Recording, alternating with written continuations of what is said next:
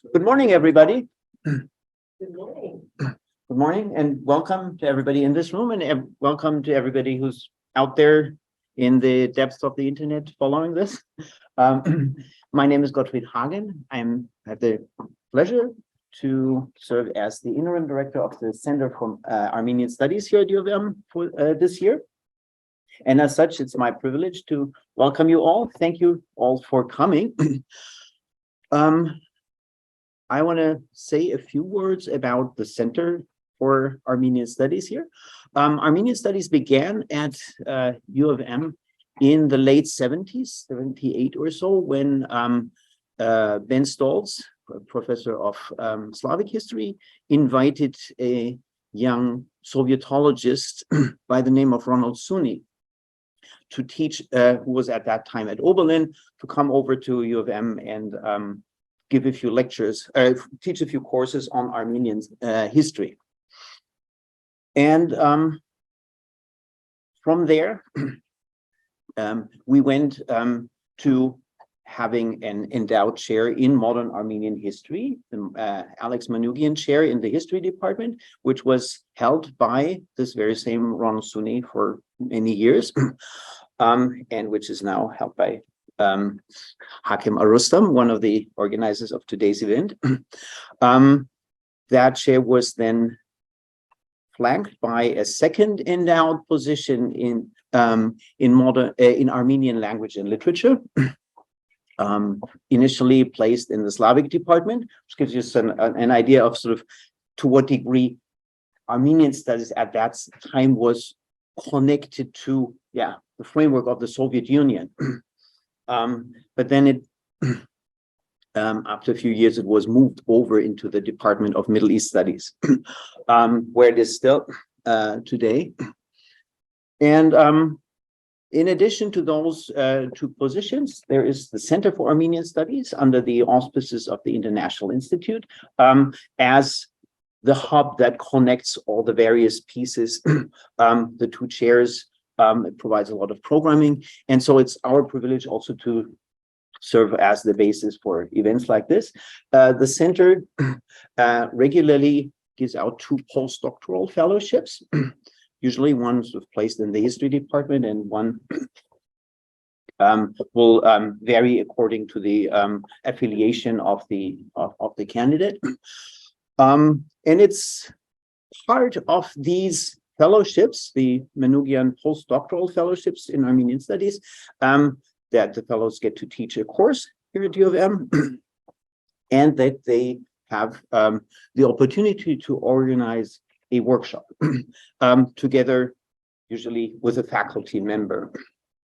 And so it's my pleasure today to introduce our fellow, Cevat Dargan, who got his PhD from Princeton in Near East Studies, and is now, as a postdoc here. And this, what is going to unfold for the rest of the day, is very much sort of aligned with his research on the environmental and social history of late Ottoman Anatolia. And questions of coexistence and environment, centered on the very unique region of Dersim. And he's been working together with Hakim Arustam,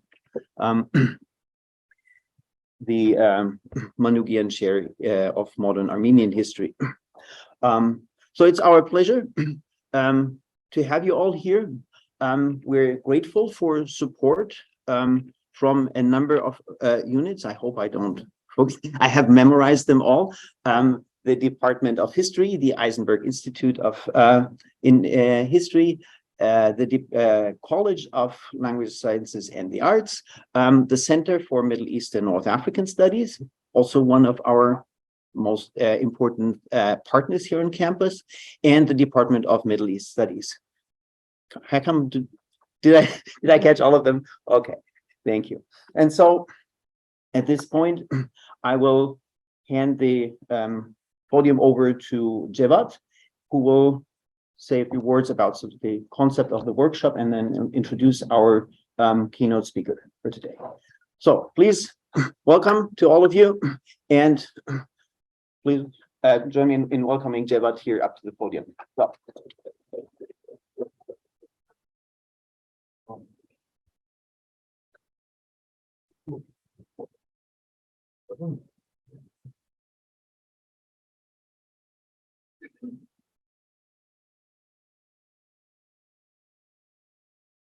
Okay. So hello everyone. Thank you for coming and welcome. So I'm just gonna read what we have wrote in preparing this workshop. I think to kind of remember why we have organized this event and what is the content like. So the title is Modern State and Internal Colonialism, Peoples, Places, and Power Across Empire and Nation States. In parallel to the process of external colonization around the world, modern state makers simultaneously conquered and colonized peoples and places within their territorial boundaries by rendering them legible through knowledge production and manageable through force, coercion, intimidation, and at times reward. Mountains, deserts, and valleys that have sustained ecosystems of livelihood beyond the control of and often despite central administrations became the last bastions of coexistence, challenging the expansion of modern states. Seemingly provincial yet global in scale, the wide-ranging applicability of the theory of internal colonialism shows that internal colonialism has been as widespread and crucial as external colonization, colonialism par excellence, in the making of the modern world. This workshop brings together scholars whose works challenge disciplinary boundaries and existing periodizations and engage with underrepresented teams and groups in different parts of the Middle East, primarily different parts of the world, primarily Middle East.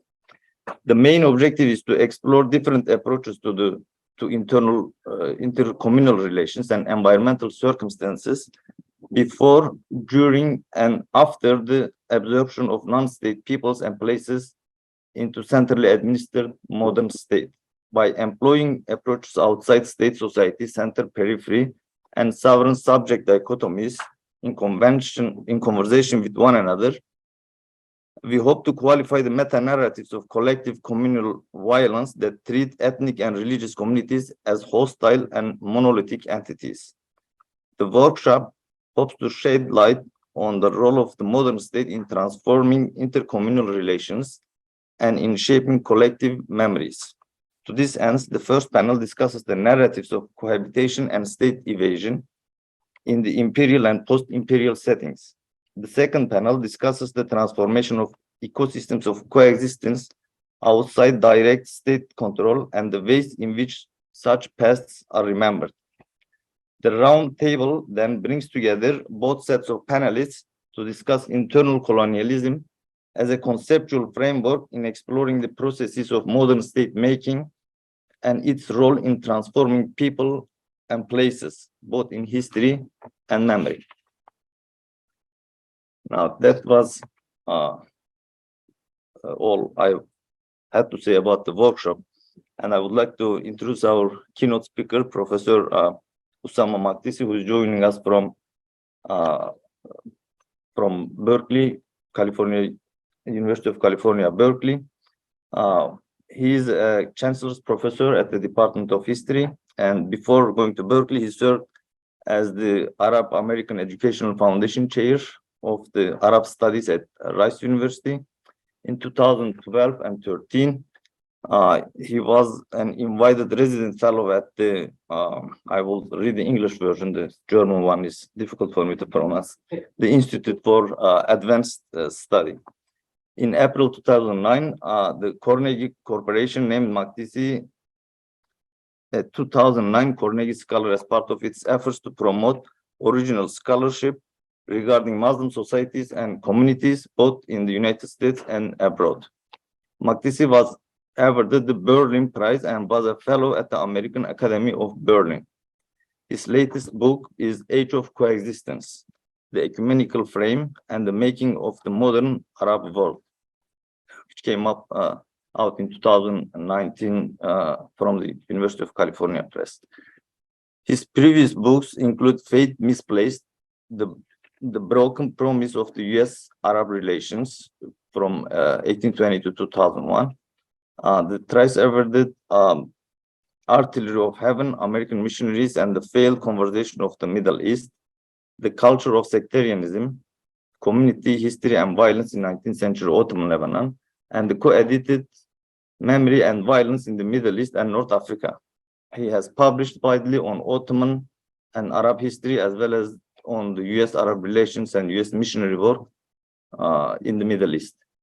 And I would like to leave the floor to Professor Makdisi, and thank you for joining us today.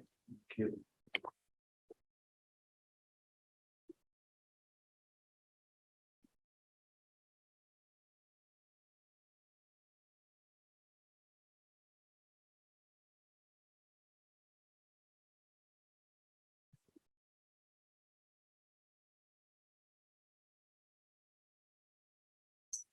Thank you. Can you hear me? Thank you. Thank you so much, Dr. Javat Dargin. Thank you to the Center for Armenian Studies. Thank you to Professor Hakim Rustum. There he is. Thank you, Professor Gottfried Hagen, who intervened at an essential point. And thank you, of course, to Viken Moradian. Where is he? There he is. Yes. Thank you again for making this possible. And thank you to the University of Michigan, I guess, and the Center for Armenian Studies for asking me to come and give a talk on the subject of coexistence in an age of genocide, which was one of the chapters of my most recent book. And I guess the question I would start with for this seminar is, what does coexistence in an age of genocide actually mean? What does it imply?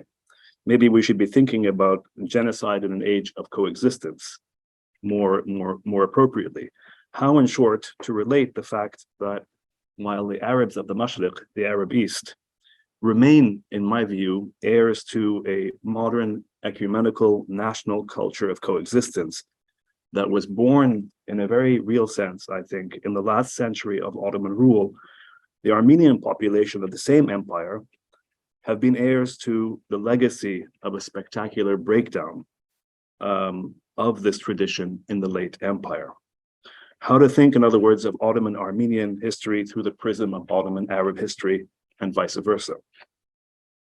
How to make sense of what I see as parallel and often intersecting historical trajectories and relationships to colonialism, whether it's internal or external, that diverged radically. There were parallel streams that diverged radically at the end of the empire, as I'll try to explain today, only to be reconnected, briefly at least in 1919, and then again, both integrated and separated after 1919. So I ask these questions, of course, from my perspective and my background as a scholar of the Arab world. I don't work on the Armenians, I don't work on Armenian history or Kurdish history, but I do ask these questions in, let's be clear from the beginning, in the sense and the spirit of solidarity. I have no interest in saying one is better than the other, but in trying to relate what have up until now, at least in my experience, have been separated historiographies of Armenians and Arabs. My consciousness, again, to put my cards on the table very clearly, is shaped profoundly by the question of colonialism. In Palestine centrally, of course, but also, as I've said, by an awareness of how little my generation of Arabs, hopefully other generations are better than this, how little Arabs, Armenians, Turks, Iranians, and Kurds know really of each other's histories, how often they are cynically ranged against one another by Orientalists, by Western powers, and by national states. So I am deeply grateful, again, for the opportunity for us to juxtapose the different trajectories of Arab and Armenian and Kurdish and Balkan and Turkish and other experiences in a manner that the field of Ottoman studies has rarely done. What, in short, is the significance, to ask the question again, of the fact that the Arabs of the Mashriq crafted and were allowed to craft a modern tradition of coexistence under late Ottoman sovereignty while their Armenian compatriots and colleagues were subjected to a series of persecutions that ultimately led to or culminated in the genocide of the First World War. First, though, a crucial caveat on the term coexistence, so we're clear.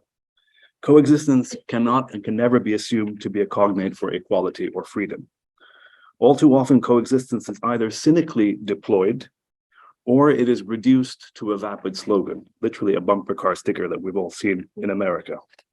That is precisely why coexistence has to be historicized. All depends on how individuals, groups, and communities are made to share or don't share political, economic, social space. We have to distinguish, therefore, between the long and variable history of coexistence before the principles of secular equality and citizenship and compatriotship emerged in the modern era, and coexistence after these principles were enshrined, and of course, as we see from the papers in this conference or workshop, often betrayed. We must also distinguish between coexistence as a state of being, in which individuals or communities merely exist together in various conditions and epochs, to coexistence as a modern consciousness, where people of different faiths and ethnicities choose to become compatriots when other options beckoned, such as separatism, communalism, racism, minoritarianism, ethno-religious chauvinisms, and so on and so forth. So despite the abuse of the term coexistence, there is for me good reason why coexistence appears something that we should salvage.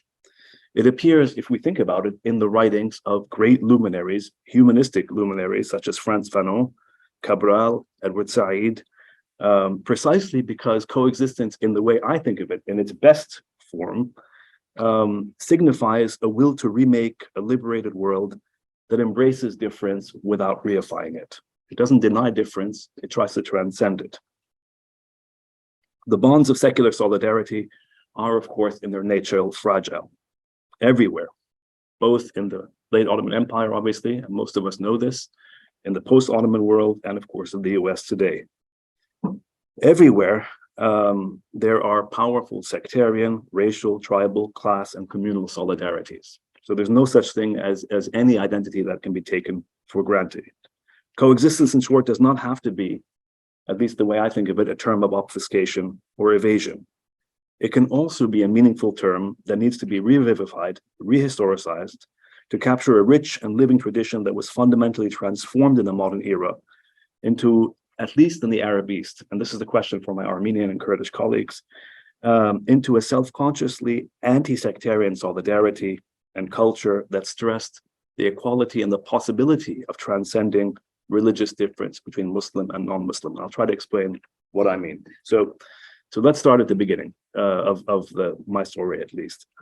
Unquestionably, for me, the beginnings of what I call the ecumenical frame or this modern history of coexistence occurred in a very specific Ottoman context. I think all of us, of course, here in this room know full well the degree to which the 19th century Ottoman Empire weakened, despite all the literature, you know, the revisionism of the Tanzimat and the attempt to make the Ottomans a great state. The reality was, of course, that the Ottoman state was fundamentally weakened vis-a-vis the European imperial powers and the multi-religious, multi-ethnic, multi-linguistic Islamic empire that had ruled for centuries and unequally between Muslim and non-Muslim or over Muslim and non-Muslim subjects. This empire came into crisis in the 19th century. And what's interesting is that, again, to go back to the question of internal colonialism, this established older Ottoman imperialism has hardly ever been properly theorized. In other words, except in very schematic discourses about syncretism or toleration or sort of coexistence in a very sort of rudimentary fashion. What exactly does, just to think, I'm not going to answer these questions because there are people here who are much more adept than me to answer them, but what exactly does pre-modern Ottoman imperialism mean? Ottoman studies, as most of you know, at least in my view, is haunted and remains haunted by a profound Eurocentrism. The so-called millet system is one of the least theorized examples of indirect colonial rule avant la lettre. In other words, the co-optation of native, non-Muslim, Armenian, Greek, and Jewish elites in the service of Ottoman power, at the same time as Muslim, Arab, judicial, and scholarly elites were in turn subjected to Ottoman rule and domination after 1517. And it's not the point, it's not to say the Ottomans were just imperialists, but to theorize that properly.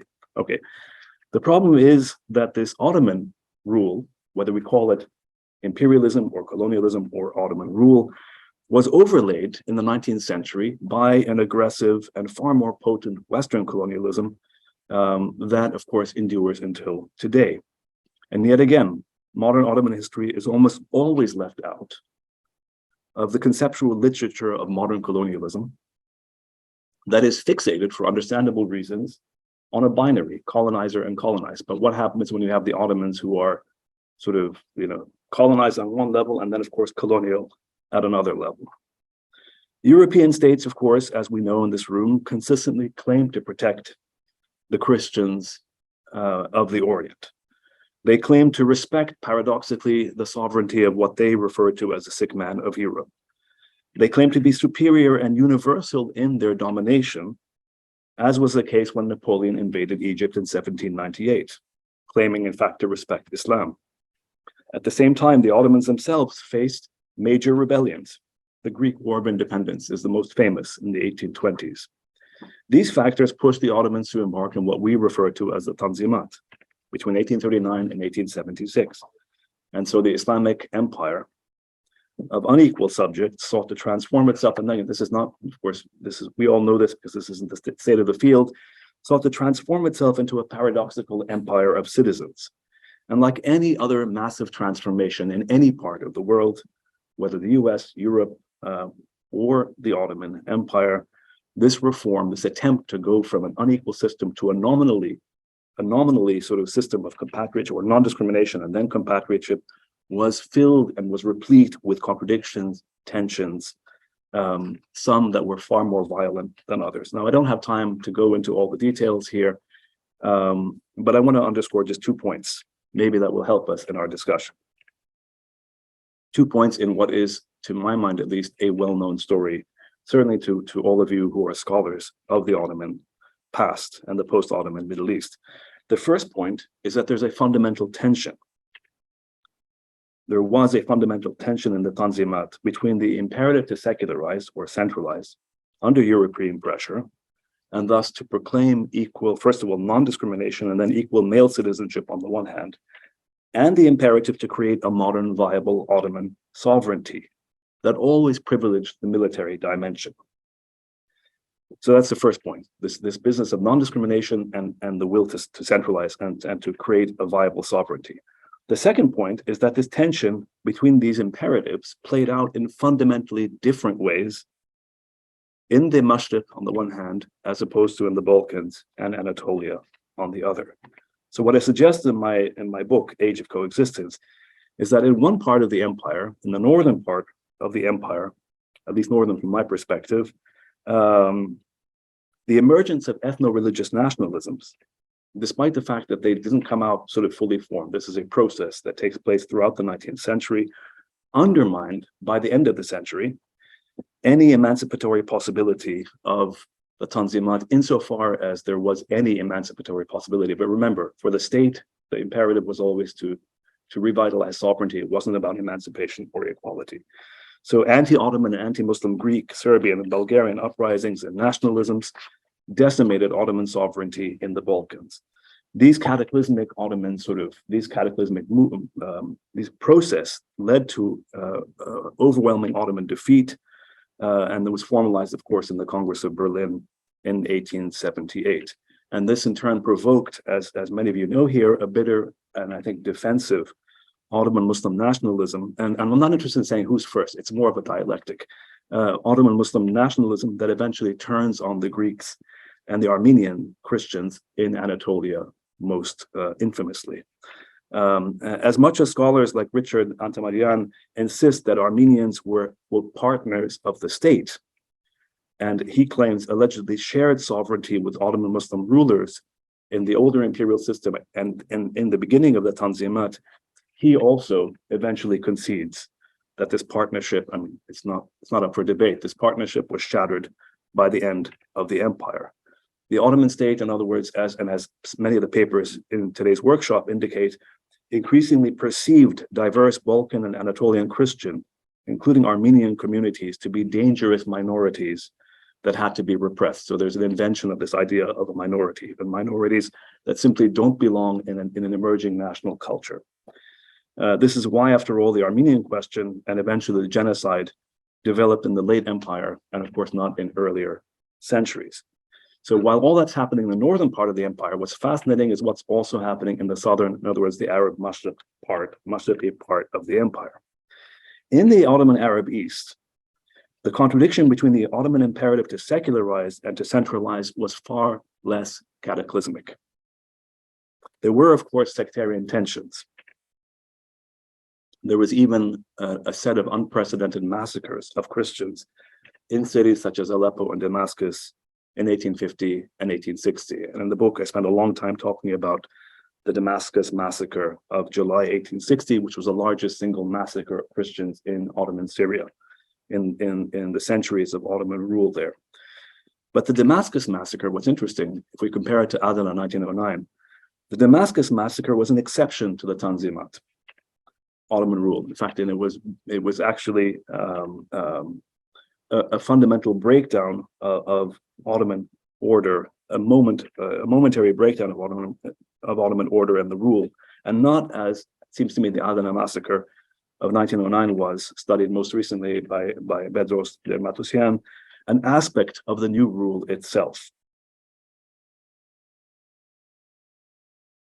An interruption, this massacre in Adana. So if 1860 Syria was an interruption to a long history of coexistence, and literally just an interruption, terrible in its own right, of course, Adana 1909, to me, signals the end of a history of coexistence. It's important to recognize, despite the huge attention that mid-century Christian Damascenes attracted in the West, and remember, 1860 was a huge issue in the West. It's the first international commission that's sent out. There's a French army that comes to Syria. Despite the fact that Christian Damascenes, their massacre attracted attention in the West, and there was a very brutal Ottoman state reaction to the massacres in 1861, the Arab inhabitants of the Mashriq were not generally invested in ethno-religious nationalism. They overwhelmingly accepted Ottoman sovereignty. The majority, of course, of the Arabs were Muslim.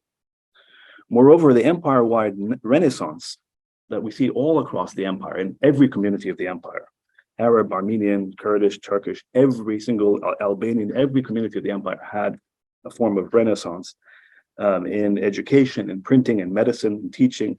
In Arabic, this is known as the Nahda, or the Renaissance. In the Arab East, it flourished from 1860, after 1860, in fact, all the way through and beyond the First World War. So the Arab Nahda is many different things.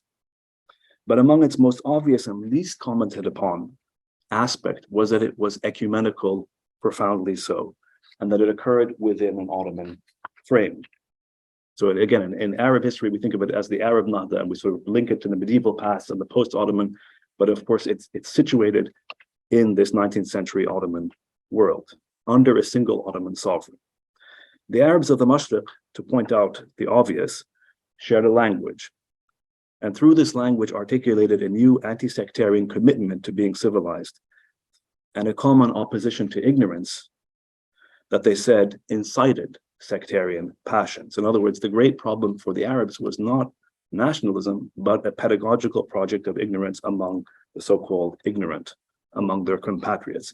And this is as evident in the writings of a Muslim luminary like Muhammad Abdu, as it is in a Christian pedagogue such as Butrus al-Bustani, who opens first national school, I don't have this picture here, but the first national school in the empire, called the National School, Al-Madrasa al-Wataniya, right after the massacres of 1860, to promote this idea of a ecumenical modern national culture, which embraces religious difference and transcends it at the same time within an overarching national commitment, which he called the Syrian commitment, but you could also think of it as an Ottoman commitment. And that's why the Ottoman state, of course, embraces him and rewards him and gives him medals and recognition. And the idea, of course, this is very different from the missionary projects, the Protestant and Catholic missionary projects, which claim to be anti-sectarian, but of course, their idea was to convert everybody to a single religion.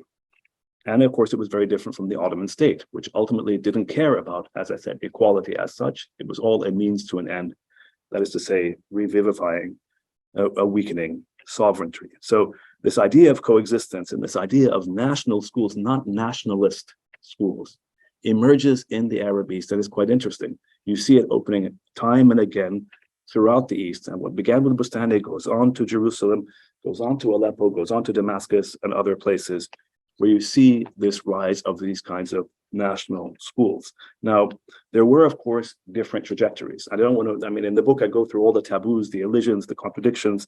There were far more sort of pietistic schools, there were communal schools, there were Islamic schools, there were secular schools, and so forth. There was a huge competition between these, but the competition was predicated on the idea that the other existed, not the removal or the denial or the elimination of the other. I think it's crucially important to understand. So there's no issue for me with having competition and diversity and even bitterness and fear and anxiety. I'm not denying any of that, but it's not about replacing the other.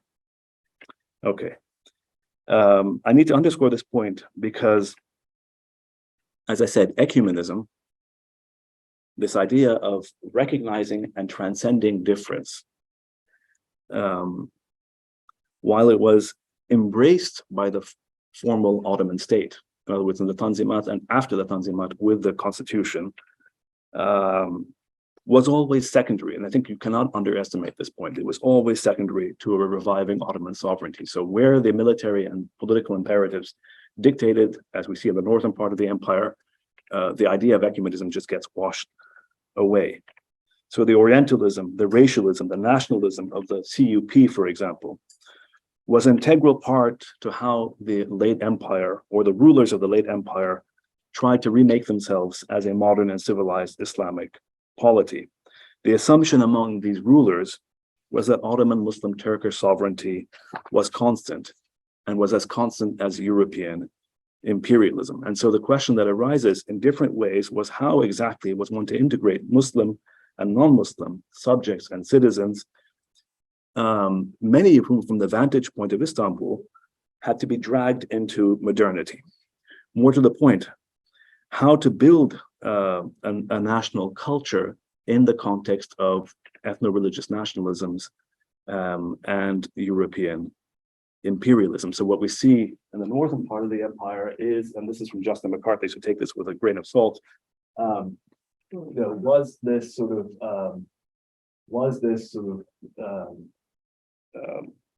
major sort of wars and tensions. And of course, there were other things. It's not to say this is all just wars and tensions. There is an ecumenical culture in the north as well. But my point is that it's largely overshadowed by these bitter zero-sum conflicts, as opposed to in the southern part of the map, of course, which is why it's not on this map, of the map where you have the emerging sort of culture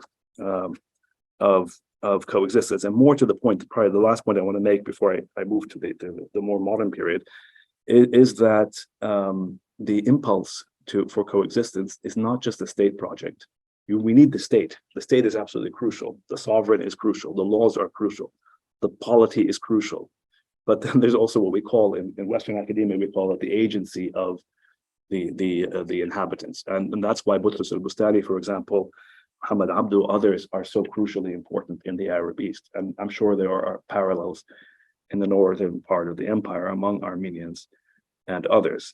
In other words, it's not that the state is telling people you have to be equal only. It's that the impulse to actually fill out what does it mean to be equal? How do you transcend sectarian difference came as much from below as it came from the state itself. And my point in the end is no matter how much the Ottoman state in the north amidst separatism, or what the Ottomans called separatism, colonialism, bankruptcy, despotism, revolution, no matter how much that sort of precluded and destroyed, ultimately, as I said, leading to massive repression in the 1890s, and then eventually in the First World War, in the northern part of the empire, and populations that were exchanged even informally before the infamous population exchange post-war.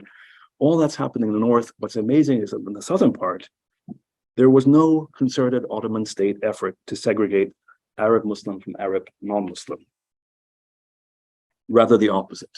In cities such as Beirut, Jaffa, Haifa, Jerusalem, Damascus, Alexandria, and Cairo, fez-wearing and self-consciously civilized Ottoman Arab citizens embodied a clearly viable, if contradictory, commitment to a new form of self-conscious, anti-sectarian pluralism. One could be more or less secular, more or less pietistic, with the CUP or with decentralization, but there was no suggestion in the Arab provinces, all the way up until the First World War, of a cataclysmic ethno-religious unraveling, as was occurring in the northern part of the empire. Okay, so that's the main thrust. The second part is to this is Damascus 18. I tried to put this together yesterday, it didn't quite work, but Damascus versus Adana. And again, the point to remember is Damascus 1860 becomes the springboard to launch an ecumenical sort of modern culture of coexistence. Whereas Adana 1909, I don't know to what extent, again, this is a question for my colleagues, compatriots here, to what extent it launches a culture of coexistence or the opposite? Or does it precipitate this idea, the realization that, oh my God, this is all ending and we need to act and secure Western support or not Western support or whatever it is? It's an interesting question for me. The calamity of the First World War ended any pretense of Ottoman commitment to coexistence. Here, again, Arab and Armenian fates were firmly intertwined. Again, wartime Ottoman Turkish rulers, as we know, callously turned their back on what was left of an ecumenical spirit of Ottomanism, at the same time as they magnified massively the darker statist side of the Reformation. In the name of national survival, these Ottomans commenced genocidal policies against their erstwhile Armenian subjects in the eastern provinces, the survivors of whom, of course, end up as refugees in many different places, but including Aleppo, Damascus, and Beirut. And there's a history, I was talking about this yesterday, that's a history that I think still has to be written, at least properly, but maybe it has been, I don't know. The CUP also hunted down, of course, and hanged Arab nationalists in Beirut and Damascus, and it was complicit in the famine that ravaged Mount Lebanon, while it was unable to prevent a British military invasion of Palestine and Syria. Jerusalem fell to the Ottomans in 1917, to the British in 1917, and almost a year later, the empire surrendered. So when the victorious Allied statesmen, or states of Britain, France, and the United States assembled in Paris in 1919, they had very little intention of maintaining the territorial integrity of the defeated empire. Again, this is a story that's well known to all of you. The victors of the First World War, to be sure, sensationalized the Ottoman Empire's obvious crimes, especially the appalling treatment of the Armenians. But it was also determined at the same time to divide up this empire. As early as 1915, and Javad, in your poster, you have the Sykes-Picot in there. As early as 1915, the British had pledged to support an extensive Arab Hashemite kingdom in an independent Arab state, an Arab facade, in other words. In 1916, there was the Sykes-Picot Agreement, or at least what became known as the Sykes-Picot Agreement. And still later in 1917, prompted by persistent Zionist lobbying in England, the British government pledged the Balfour Declaration to build a Jewish so-called national home in Palestine, despite the fact that the country was overwhelmingly Arab. So Western sympathy for Armenian victims of Ottoman atrocities was mirrored by, it seems to me, and the question of how genuine was the sympathy is of course, we don't need to debate this, was mirrored by the lurid sort of Orientalization of the Turks. And the Arabs fell somewhere in between. neither proper victims, as were the Christian Armenians, and who were increasingly, some of you pointed to the film that was made in the First World War, were increasingly portrayed as white, nor by the same token dangerous and unfitted for rule, as the Turks had proved themselves in Western eyes by the end of the First World War. This ambivalence of the place of the Arabs and the hostility to the Ottoman Turks and sympathy for the Armenians set up a new dynamic in the immediate post-war world, one where Western colonial powers at once held the geopolitical keys to the future of the region and its inhabitants, and demanded the right to determine this future. Divide and rule is a term that we often use, but there's nowhere, it seems to me, where the workings of divide and rule were as manifest as they were in the post-war world. Western powers not only substituted themselves for a single Ottoman sovereignty, they played God now among inevitably competing Armenian, Lebanese, Syrian, Egyptian, more broadly Arab, Assyrian, Alawi, Kurdish, and Turkish claims. Late Ottoman imperialism was irrevocably overlaid by the competing memories of the last decades of this Ottoman rule, but now mediated, emboldened, and manipulated by a new and far more potent Western colonialism in the post-World War I era. And nowhere was this better illustrated than in Paris in 1919, where competing national projects vied for Western attention under the misapprehension deliberately fostered, or at least not dispelled, by the United States, that US President Woodrow Wilson, who was, of course, an infamous segregationist and a thorough believer in racial sort of supremacy, advocated self-determination, when, of course, Wilson never meant self-determination in the way everybody in what we call the Third World understood it to mean self-determination. Wilson meant a very clear racial hierarchy in which certain peoples, Anglo-Saxons particularly, would sort of rule over or sort of help lead lesser peoples towards eventually a stage where they could be permitted self-determination. So he wasn't interested in abolishing colonialism, just in regulating it after the war. In any case, Britain and France, as we know, blocked native Egyptian, Syrian, and Palestinian Arab nationalists from going to Paris to appeal to Wilson. They weren't allowed to go. They did allow Emir Faisal, the son of Sharif Hussein, to go to Paris to appeal on behalf of his father, to plead with the Allies to fulfill their wartime pledges. They allowed a Christian Lebanese delegation to go to plead the case for a separate Christian-dominated Lebanon. The French did. They allowed the Zionists, European Zionists, of course, to sort of present their case for a Jewish state in Palestine. And there was an Armenian national delegation that was able to present its own vision for an expansive Armenian state. This is all in 1919. So the question, of course, was what to do with these competing visions.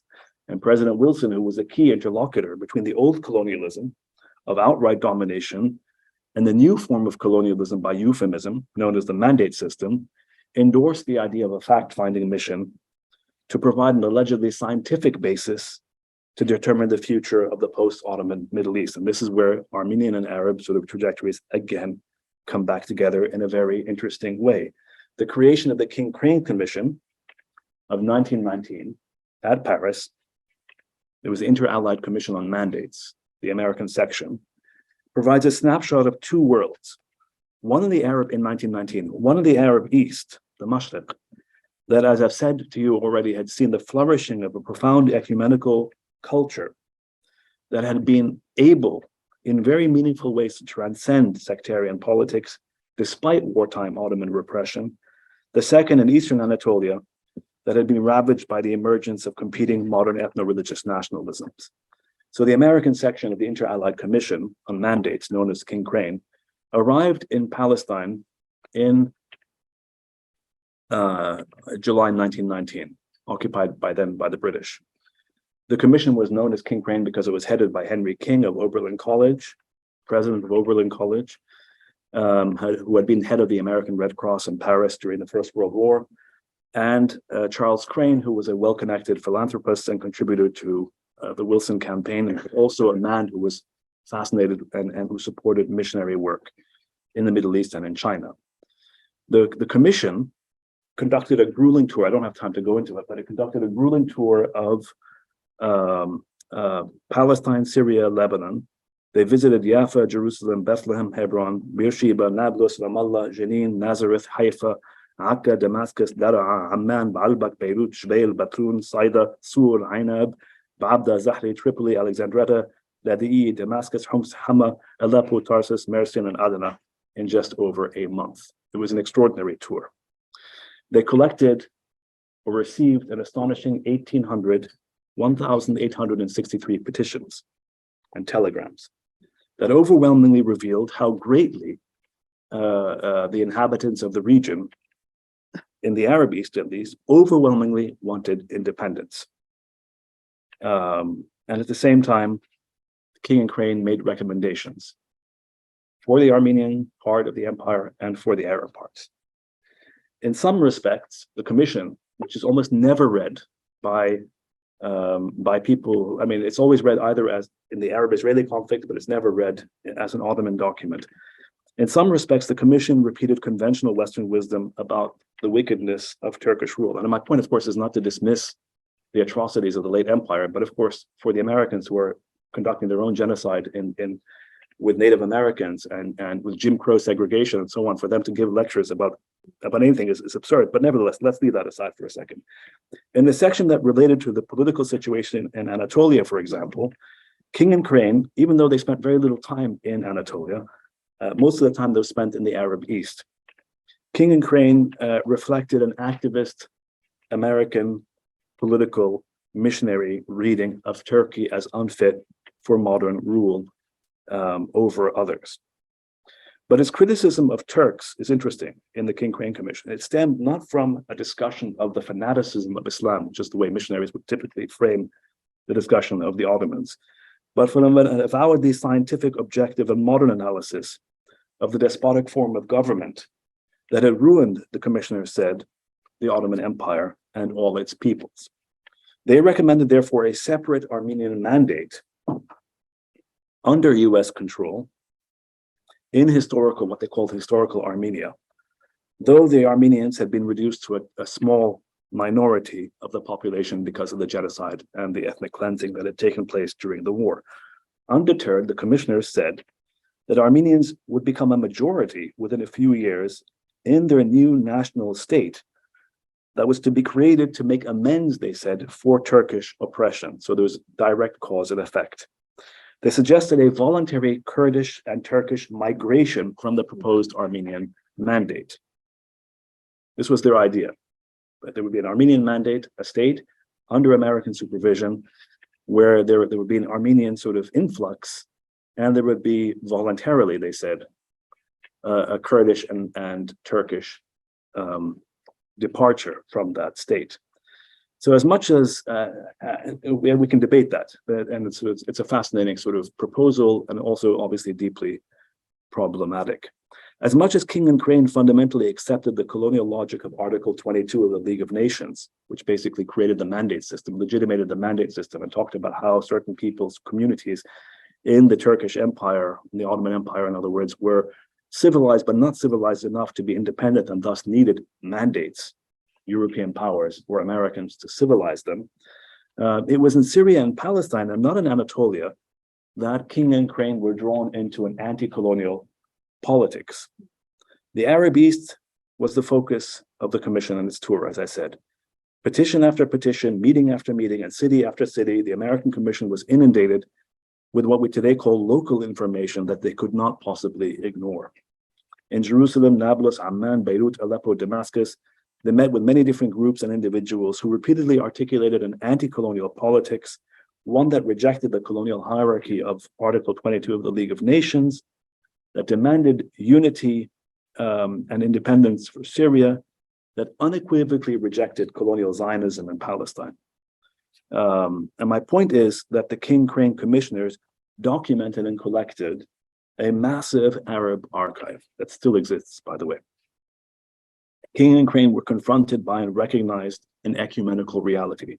They did not invent this reality. This had been building for decades, from the mid-19th century all the way until this moment. They witnessed, in other words, the beginnings of the nationalization of the Nahda, whereby Muslim and Christian, and for a while, Jewish Arabs, could come together to make a case for a specifically Arab or Syrian community that transcended religious difference. The exchanges between the commissioners and the Palestinians in Jaffa and Jerusalem are typical. And I don't want to go into all the details, but basically they came across a repeated number of petitions that were signed by so-called Muslim Christian associations that were specifically designed to appeal to the idea of Arab unity in the face of colonial Zionism.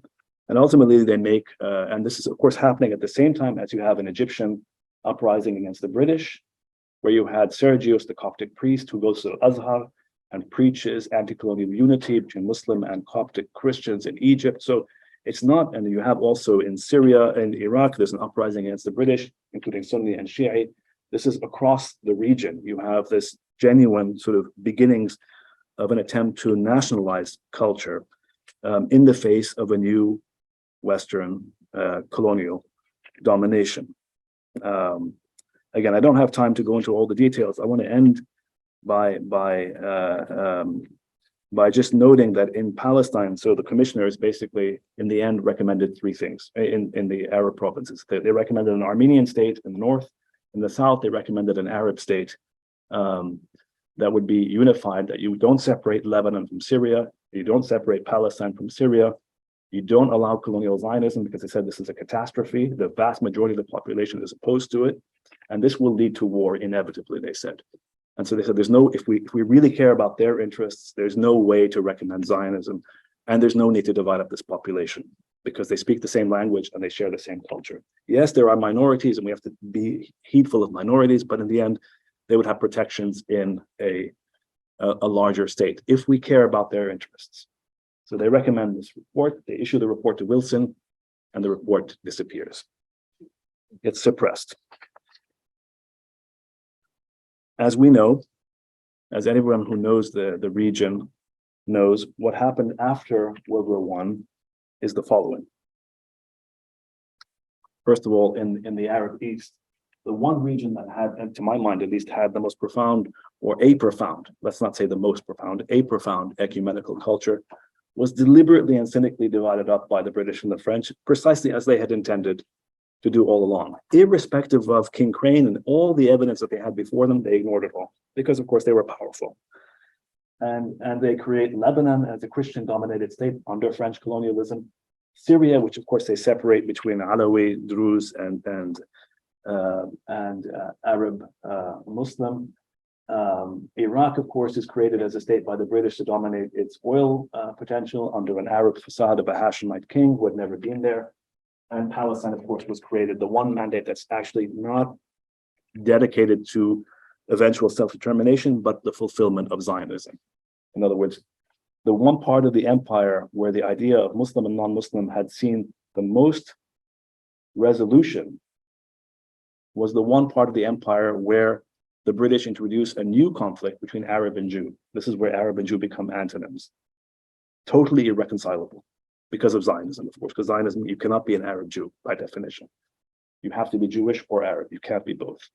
And it's not surprising, that of course conflict goes on until this very moment.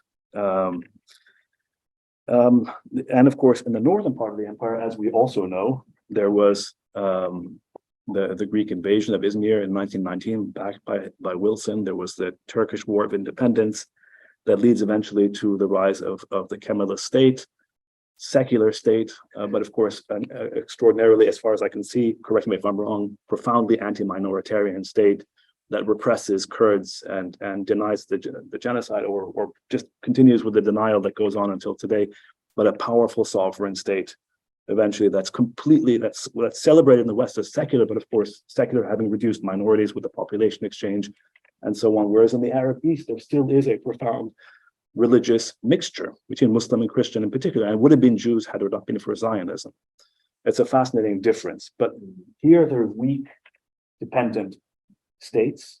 There's a powerful, emerging, eventually a powerful sovereign. And so the real tragedy for me is not in the deceit and the divisions that the League of Nations engendered. Colonial Europe, of course, claimed to arbitrate age-old religious, so-called sectarian difference in the Middle East, but it actively sectarianized the landscape, the political landscape. The biggest tragedy as far as Armenians and Arabs is concerned is the way the British and the French deliberately weaponized minority fears. On the one hand, with the Assyrians, for example, in Iraq, they literally sort of armed the Assyrians under British officers to help repress national anti-colonialism in Iraq. And then when Iraq became independent in 1932, the British abandoned them. The classic story. And the French did the same thing with the Armenians in Syria. They weaponized Armenian fears and anxieties to sort of use the Armenians against Syrian anti-colonialism. So I'd like to end here. There's a lot for us to consider, but I have to leave you with one thought. It's this. It would be this. It seems to me that the main problematic of Armenia, and correct me again if I'm wrong, because again, these are just, since I was asked to give a keynote and ask some questions, here are my provocations. It seems to me the main problematic of Armenian history is of course the genocide and the demand for justice for the genocide, fueled by a diasporic community in countries such as the United States, which of course, in which the Holocaust of the Jews in Europe by Nazi Germany remains the main sort of genocide memorialized, instrumentalized, and sacralized in the West. And for Armenians and to, I guess, a different extent, Kurds, the main issue does not seem to be the last colonialism of the Western world, but rather the denialism of a powerful Turkish state, as well as, and for the Kurds, the repression of armed struggle and the repression of national sort of expression in places like Turkey, Iraq, and Syria. Hence the question of internal colonialism. It seems to be like a valid question. And then the emergence of significant diasporic Armenian and Kurdish voices that appeal to Western public spheres, Western power, to aid them in their quest for justice, nationalism, recognition, is an ongoing issue. And how that relates to what we're talking about is something we should think about a little bit more. The main problematic for modern Arab history, on the other hand, is unquestionably the overt Western colonialism and the settler colonialism that has done so much to devastate the contemporary Arab East, that has done so much to ransack the ecumenical heritage that I've talked about, and that pretends until now that sectarianism and authoritarianism are the only meaningful historical realities of our part of the world. There is little about this that is internal, about this colonialism, although of course it often expresses and exercises its hegemony through dependent and nominally sovereign Gulf states. This Western colonialism, of course, has its own committed cadre of denialists. There's a different form of denial. It's not like the denial of the Armenian genocide. It's think about what's happened, what's happening in Palestine even now. Think about the US invasion of Iraq and Afghanistan in our own lifetimes. And think about how many US military bases there are in the region. There is, in the final analysis, no post-colonialism in the Arab East. There is only a last colonialism and all its consequences. And the question for me then is how to relate that to the profound and complex history of the Armenians and Kurds and others of the Ottoman and post-Ottoman worlds. Thank you.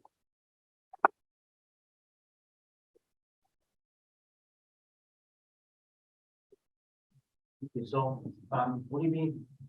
Want to take some questions? Sure. I think it will work better For the audience. online Yeah. audience. Okay. If Sure. you're up there, so we'll have about a good 20 minutes time.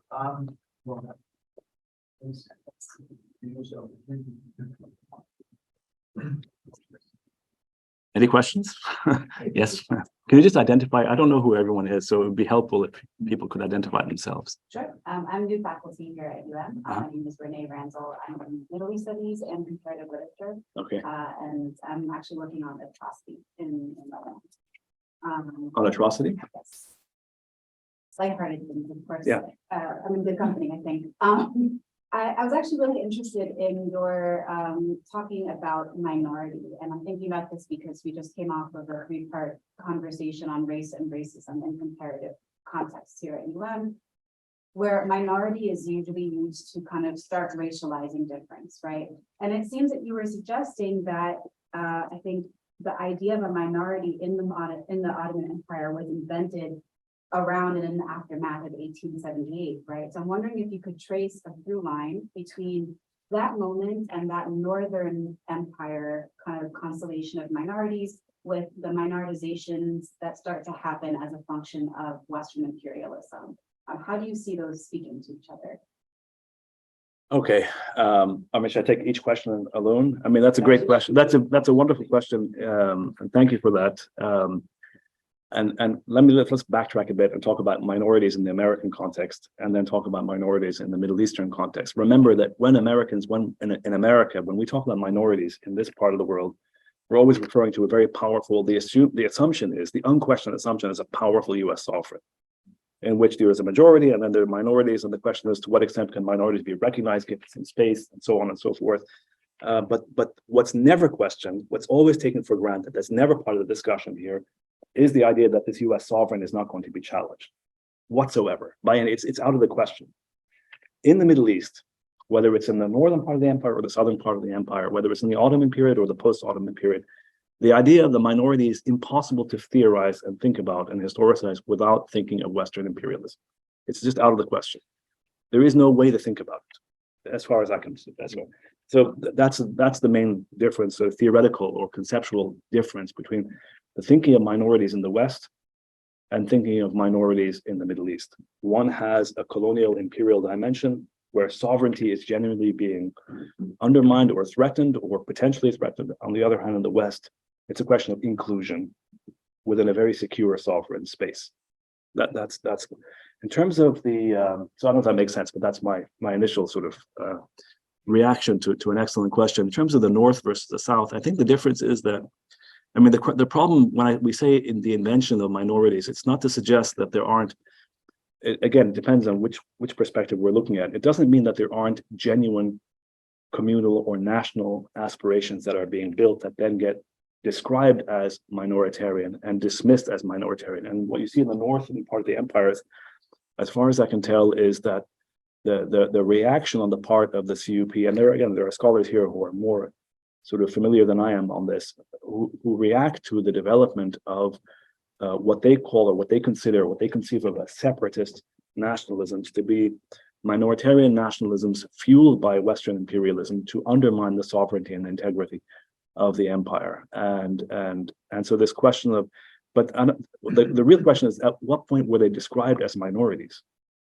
And when were they described as minorities? And why is it that in World War I, in the southern part of the empire, in the Arab provinces after World War I, and even in the Turkish state, and the Treaty of Sèvres, minorities then become again a vehicle through which European powers exercise a certain kind of sovereignty over nominally sovereign states.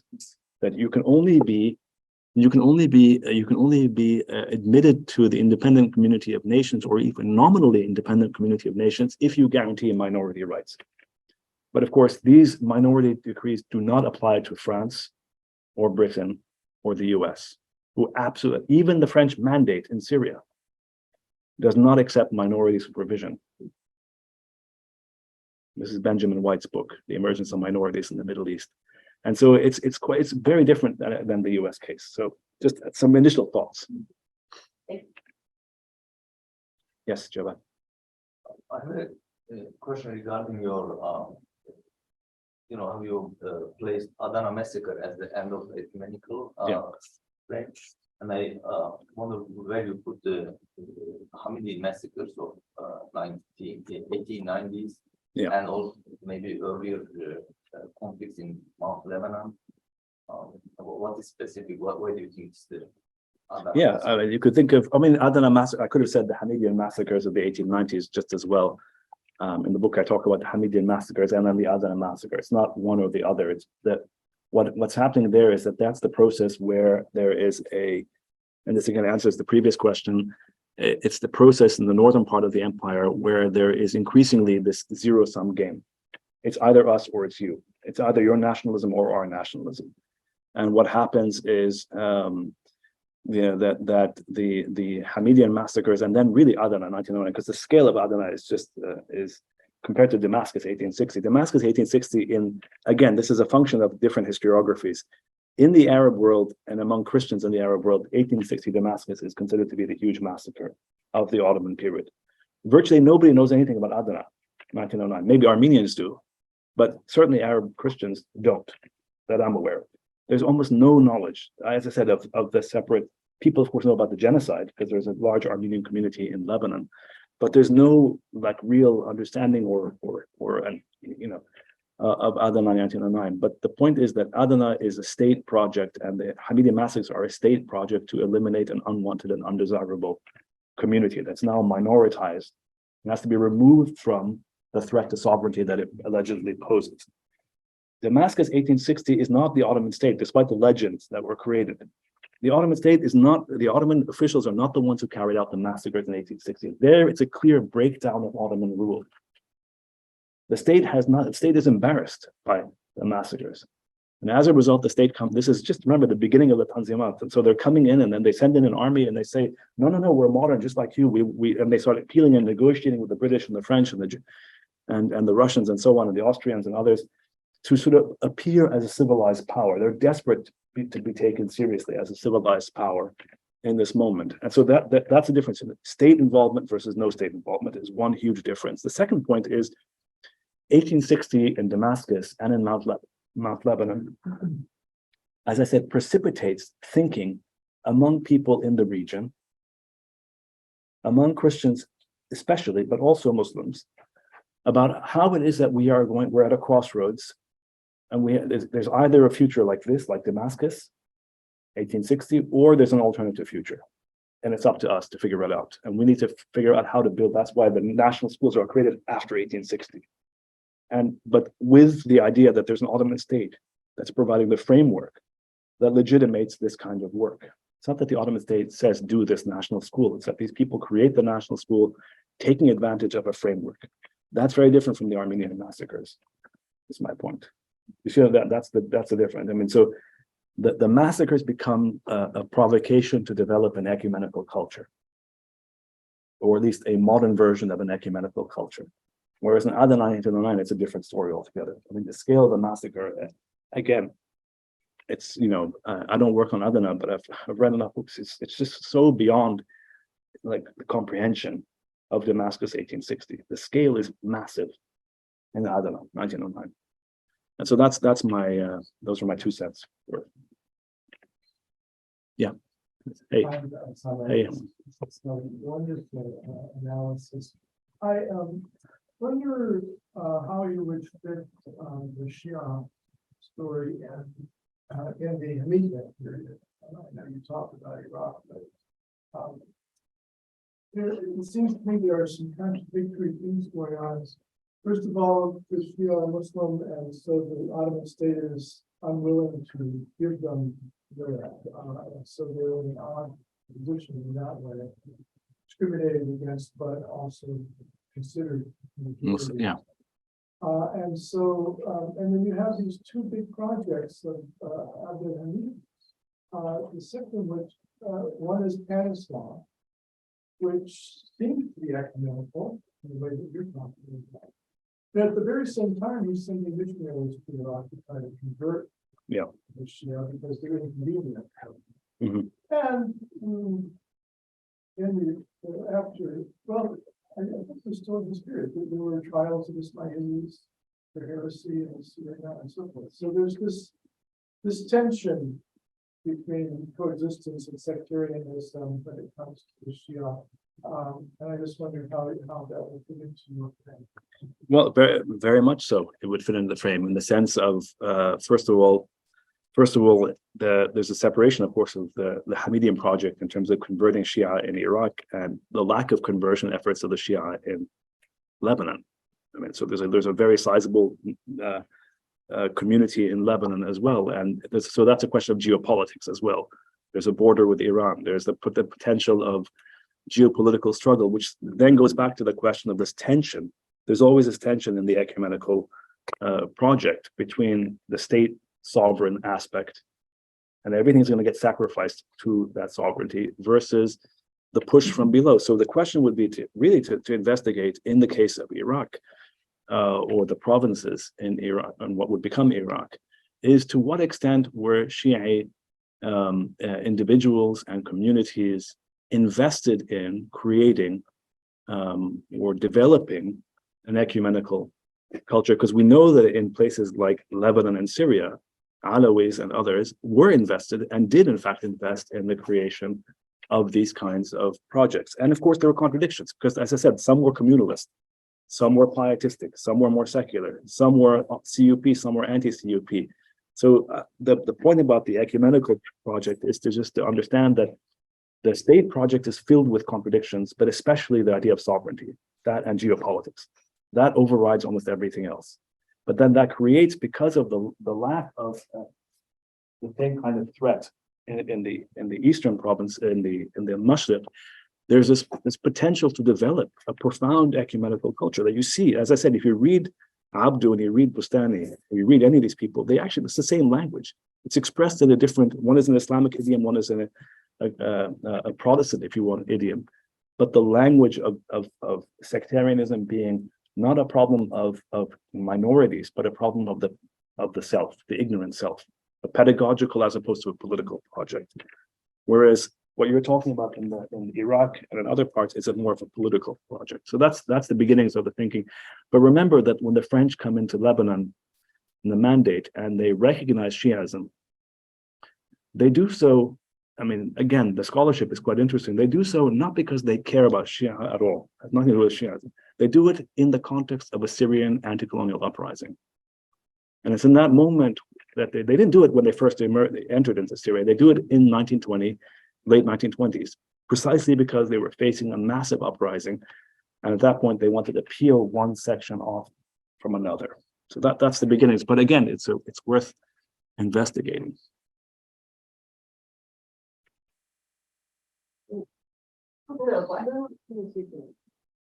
So thank you for this wonderful presentation and talk. And I definitely agree that the 1890 massacres is kind of the end of the coexistence at least in the region that I'm located. So my question is more about the contemporary Turkey, the ways that you kind of the absolute sovereign secular state in Turkey versus non-sovereign but more diverse South.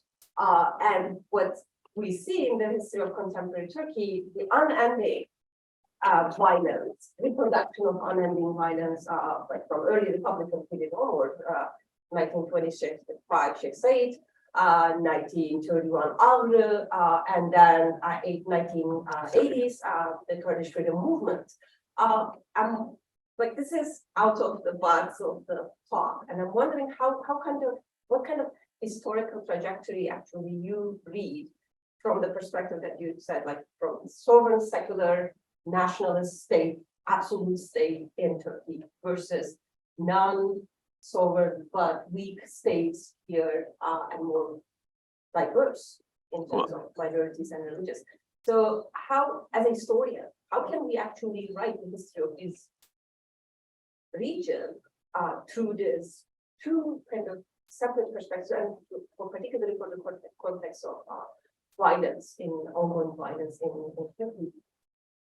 I mean, that's another huge question. I mean, the way precisely, I think precisely as you just laid out, that's exactly how I would do it. You answered the question in posing it in the sense of saying that, you know, the issue really is, first of all, to recognize that there is this bifurcation. That's why I think for people who are in Turkey, who deal with Turkey today, the issue is not colonialism. It's not it's not Western colonialism as much as it's Turkish state project, nationalism, and self-determination or sort of nationalist insurgencies or counterinsurgencies among Kurds, and then of course the Armenian question of the recognition of the genocide, and that's a very different kind of question, or a different set of questions. That I mean, there's violence, of course, there's violence, but that's a very different set of questions than the questions that emerge in the Arab East, where Western colonialism is essentially, especially now, unmediated. You see what I'm saying? So the question is not nationalism, it's colonialism. Now, of course, then you have to nuance that, because if you look at places like Egypt, with the revolution in Egypt, the recent revolution in Egypt, or Bahrain, or the so-called Arab Spring, there you have, again, state projects, state sort of security forces that repress. But those state projects, unlike Turkey, this is my reading, again, I could be wrong, are ultimately under the thumb of the US with more or less latitude, depending on which state we're talking about. But there's no way for me to think about the Arab states as sovereign in the same way as a Turkish state is sovereign. Does that make sense? That's how I would think about it. I would say both. The question for me is, to what extent, other than 1909 or the massacres, the Hamidian massacres, to go back to the original question, to what extent did they really preclude an ecumenical culture? I mean, because I guess the point is, maybe this is completely off base here, but you can be an Arab, you can be a Christian Arab, and you can be a Muslim Arab, and you could have been, and you can be a Jewish Arab in principle, conceptually. You can be committed to an Arab in theory. Now, of course, there are different Arab projects, and they fail, and they're just as repressive in certain ways, and they manifest ultimately in these states like Iraq, Syria, and are more closer to our times in very repressive ways. But you could be, in theory, all these things. Can you be a Muslim Armenian? Can you be a Christian Turk? Maybe you can. I don't know. I mean, in terms of a nationalist. I mean, I think this is, again, I don't want to essentialize, because I don't think you can just start with that and just assume everything from that. I think it's much more complicated than that. But just as a point of thinking through some of the differences again. Yes. Mine is really not a question, it's more of a follow-up on Renee's question on minority heritage. And your response, the point of the pre-modern period, I think it's really important to think about, even though, race was not theorized or minorities were not theorized, there are definitely very clear historical ideas that emerge in the record around race Around race? and minority. So I would say, let's not, just like you're saying, our historiography has been so atomized by nationalism, Orientalism. Let's not give up on that precise project of trying to historicize what and when. And I think this afternoon you'll hear more from Ozdemir on this criminalization of Armenians in the Ottoman Empire that definitely adds to the dimension of religious insecurity. Yeah, I agree with you 100%. Let's theorize that early Ottoman or that early modern form of colonialism and imperial. I mean, it's amazing how absent the Ottomans are. Ottoman studies is from debates around colonialism. I mean, race, I'm not so sure. Do you know why? Because my 2 cents worth on race is that race is an American Western sort of fixation, and understandably so, given the history of the brutality in this country. And the way race is so powerfully intertwined in international discourse, and in terms of the history of slavery and repression and Jim Crow and segregation, and goes on until today. And so my concern there would be to take terms like race, which are not terms that we use in our part of the world, and to say, okay, I mean, of course we should learn from this history and see parallels wherever we can, but also we should be mindful not to impose Western historiographical categories on our histories, without saying we shouldn't learn from it and use it if it's productive. Why not? Absolutely. But now there's a whole rush in the field to sort of reproduce all of what American academics care about this. Now we do this in the Middle East. 5 years ago, it was something else. 5 years before that, it was something else. And we keep trying to follow the trends rather than create our own trend based on our own experiences and histories. That's what I would say. But thank you. That's a really good point. If there's no other question, I'll ask something else. There are these questions here. There's questions on this thing, but I don't know how to do that. But yeah, so go ahead, Professor. Go ahead.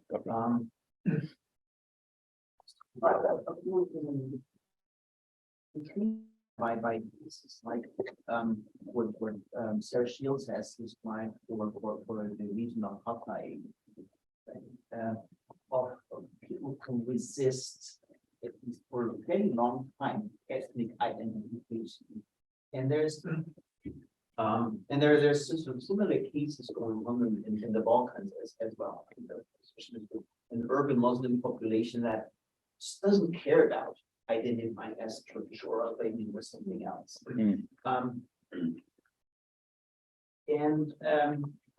curious how that sort of fits with the various projects you've been describing, and it makes me wonder what degree sort of particular organizational structure of Islam in the Ottoman Empire plays a role in this vis-a-vis proselytizing churches, be it sort of the Bulgarian Orthodox Church or sort of American missionaries on the other side of the spectrum. This is really sort of coming out in the spur of the moment, but it makes me. Yeah, I mean, so my quick answer, without dismissing the question at all, is to say what that would ask for, and again, is of course more research on this to find out exactly what the nuances of what you're talking about, how they manifest. But again, it's not just, it's not just because in the end, Muslim Arabs identify as Arabs just as much as Christian Arabs identify as Arabs and don't necessarily, or they're different, but it's important again to really think through in the modern period the fact that there's a difference between filiation, secular criticism, and affiliation. That people are, in this moment, are confronted with a choice, not under circumstances of their own making. Do you want to affiliate this way or this way? Do you want to be part of Muslim Brotherhood, or do you want to be part of a national project that includes Christians and Copts in Egypt, for example, or others as equals? Do you want to be a Christian minority in the Arab world, or do you want to be an Arab Christian or a Christian Arab? There's a huge difference between the answer. Those answers are massively different. Do you want to be a Jewish Zionist, or do you want to be a Jewish Arab? There's a huge, again, difference in these.